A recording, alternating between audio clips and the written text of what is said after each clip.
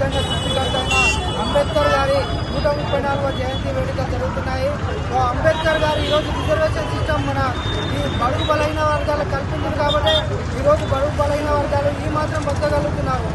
అంబేద్కర్ గారు ఎంతో ముందు చూపుండే రిజర్వేషన్ సిస్టమ్ అన్నాడు దొరల పాలన నుంచి బడుగు బలహీన వర్గాలకు ఒక గొప్ప అవకాశం ఉండాలని చెప్పి వాళ్ళకు గుర్తింపు ఉండాలని చెప్పి ఈరోజు రిజర్వేషన్ సిస్టమ్ కల్పించింది.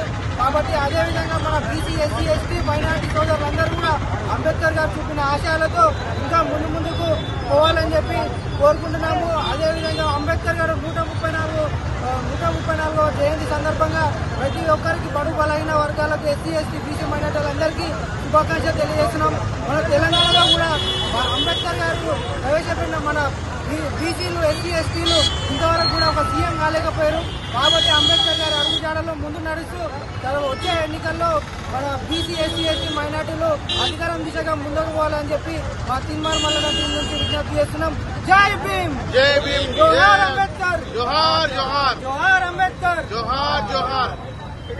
మన బాబాసాహెబ్ అంబేద్కర్ గారు జయంతి 134వ పాలమూరు జిల్లా టౌన్లో అంబేద్కర్ జయంతి జరగడం జరిగింది.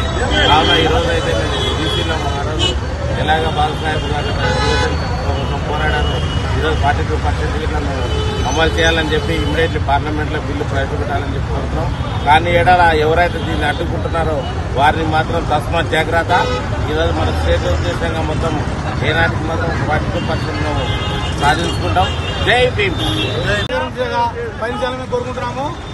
ఏదైతే రాష్ట్ర గవర్నమెంట్ 40% రిజర్వేషన్ ఏది ఇచ్చిందో బీసీలకు దాన్ని పార్లమెంట్ లో 9వ షెడ్యూల్లో చేసి కేంద్ర ప్రభుత్వం మోడీ గారు ఖచ్చితంగా చేయాలని మేము కోరుకుంటున్నాము. మాటలు చెప్పడం కాదు, ఒక బీసీ రాష్ట్ర అధ్యక్షులు చేస్తాము, బీసీ ముఖ్యమంత్రి చేస్తామని చెప్పి చెప్పిన బీజేపీ ప్రభుత్వము ఈరోజు బీసీలకు న్యాయమైన డిమాండ్ యాక్చువల్ చెప్పండి 60% కానీ